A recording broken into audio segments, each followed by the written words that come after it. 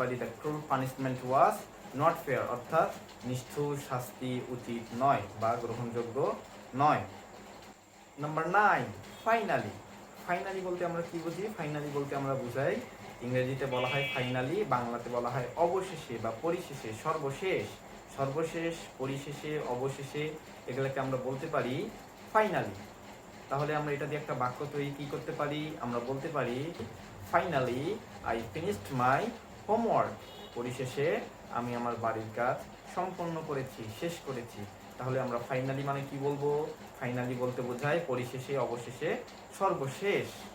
Number 10, height. Height মানে হচ্ছে লুকানো।